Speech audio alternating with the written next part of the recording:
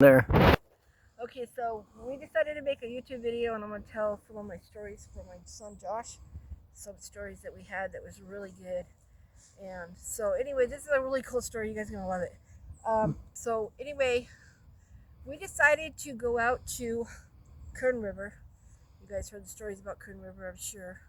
Anyway, so we decided we were gonna go out there, and they had this little part where you could make a campfire, and so we loved that, and so we were gonna go do that. But then my friend Randy, he wanted to go to the cemetery and clean off his mom's grave, which is great. I think it was his grandma's grave or whatever. So that was great, and we said, well, okay, well, I will do that. And but the problem is that by the time everybody got ready, um, especially Randy, um, it was me, Sherry, Carolyn, Randy. Anyway, by the time everybody got ready, it was already dark, which would have been great for the Kern River because then we go campfire, we tell our story, blah blah blah. But it wasn't great for the cemetery because see, what we didn't know was that here's the story. We didn't know that by the time we got out there, it was already 10 o'clock. And what we didn't know was the cemetery closed at 9 o'clock. So the cemetery was closed. We didn't know that part. Okay. Which means we should have stayed out. Okay. But we didn't. So, but and we were gonna stay out. No way, we were gonna stay out because the gate was locked. You see, but then when I turned around, um, I'm not sure why, but the gate wasn't locked. So we decided, since the gate wasn't locked anymore, we figured that's an invitation. So we went in. Now, I was young. I was only 15 years old. So that's a major part of the story. Okay, so I was only 15 and everybody else was older than me, except for Sherry. She was about my age. Okay, so anyway, so we didn't stay out. We went ahead and rolled in. Randy had a flashlight, and he had the oil, and he had the cloth. So everything was all good. So we were all set to go.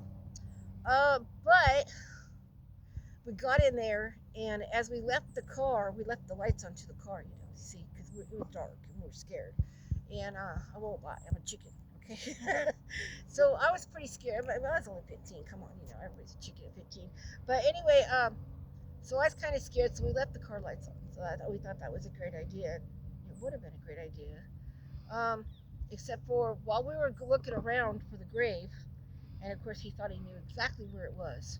So, but you never know exactly where a grave is, even if you've been there 50 times. It's always not where you think it is. Okay, so we went to look around for the grave, and of course we couldn't find it, and that was a big problem. We couldn't find the grave, and then as we were looking, we only took maybe, I don't know, 5 minutes, maybe 10 minutes looking for the grave, and then we heard voices, strange voices, and I was alarmed because I think, what are those voices?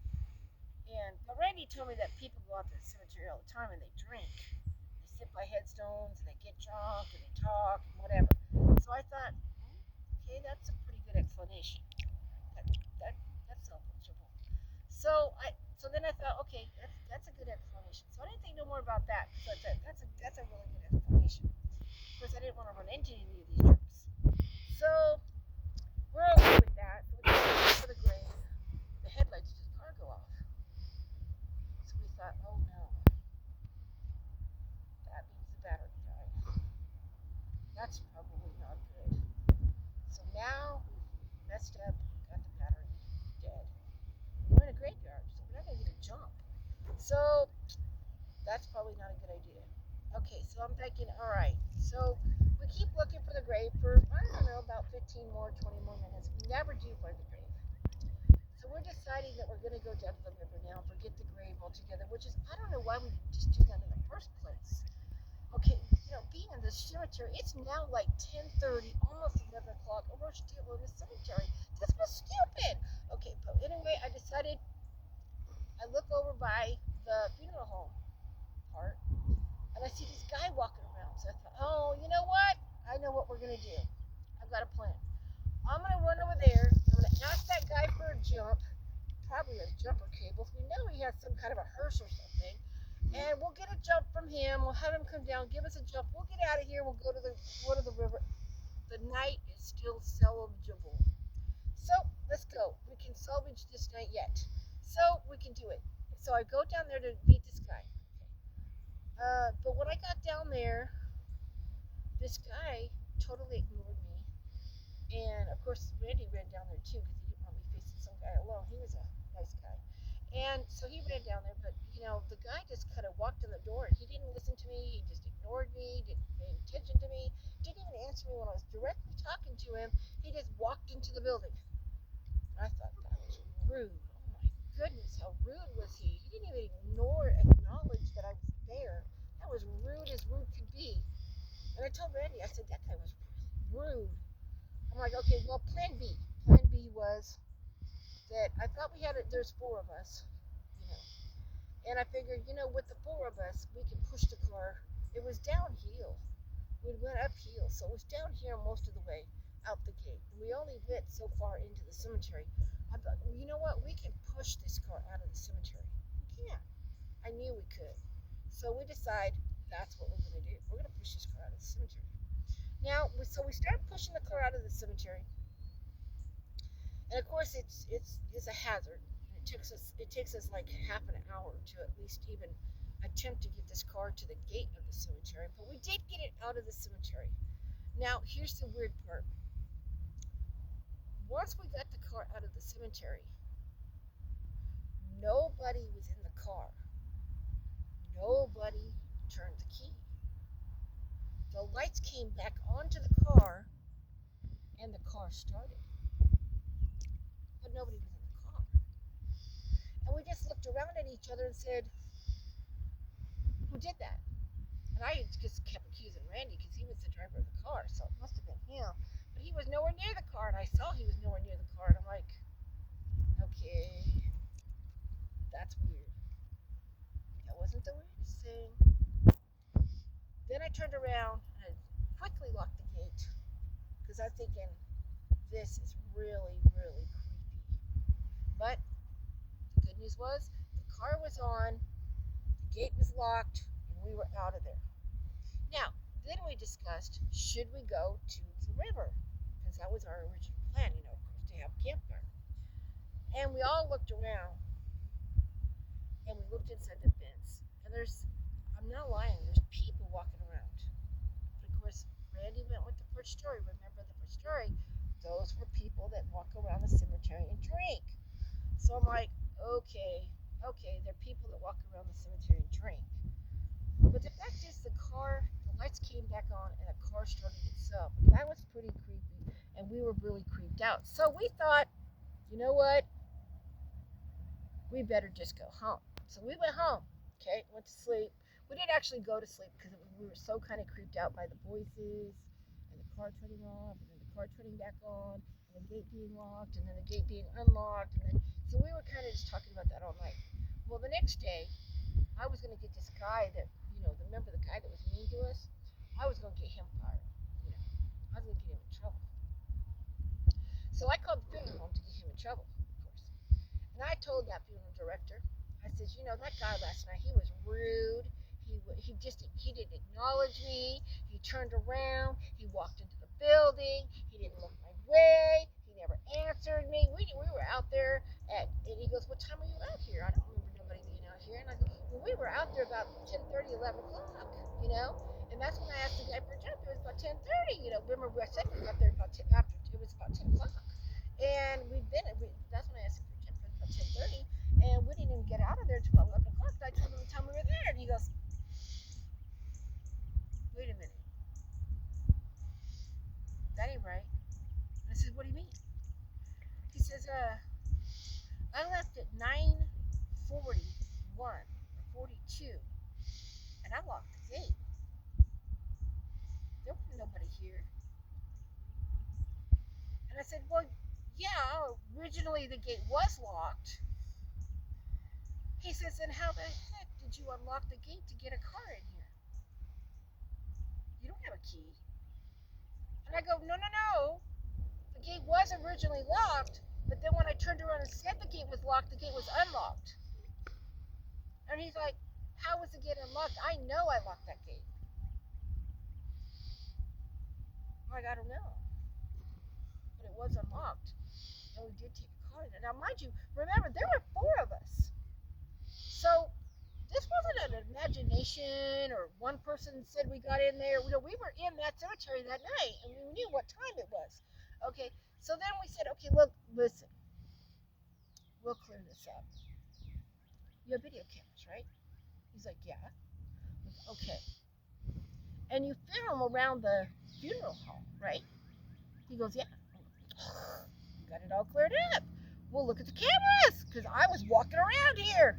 I was walking around by the cars. We'll just clear it up. You'll see me walking around. You'll know I was in here. You'll know it's all true. I'm not lying. So we looked at the video. Now, I grant you, maybe the person that I was talking to was not real. Okay, that's a possibility. But we all know that I'm real. And Randy was real. And maybe the person that I was talking to might not be on the video, of course, because he wasn't. But I'm real. Randy was real. We're real as real could be. I watched the video. He had video of the front gate all night. Our car never went in the front gate. Not according to the video. And Randy and me, we were never walking around the funeral hall. Not according to the video. Now, I admit that the guy might not be on the video because, a ghost could or could not be on the video. But I'm not a ghost. Neither's Randy. We're real. There's no way we could not be on the video. There's 4 of us. We all 4 knew we were in that cemetery. And I guarantee the funeral director we were in the cemetery. We were there, but we're not on the video anywhere. He said that he unlocked the gate that next morning. He watched the entire video. He watched all the videos of all the cameras that he had in all the cemetery, and we're nowhere to be found. Anywhere. Our car's not there. We're not there. And then there was the other problem. Remember those voices I told you I heard? Well, he said there was no people around there either. So I thought, of course, the one thing you're probably thinking now, maybe the video's mismarked. I said, we should check the other videos. Maybe it's just the wrong video. He's like, okay, given. So we checked all the cameras and all the videos and everything. No, the videos all had time stamped and time dated. They weren't the wrong videos. And we weren't on any other videos. So I do not know the conclusion of what this means. We know that I'm not a ghost. We know that Randy wasn't a ghost. Even if the guy that I was talking to was a ghost, and that's why he was ignoring me, surely me and Randy wouldn't be on the video, right, Josh? Right. You would think, right? Right. Right. And then the car?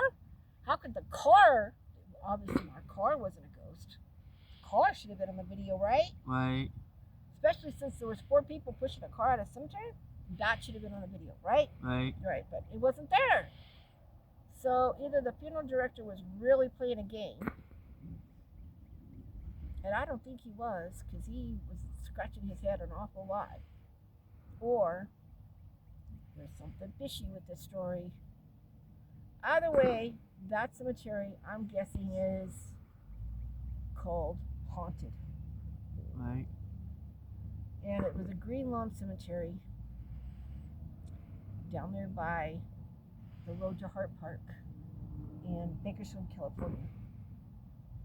And I've got a couple of stories about this cemetery on different nights.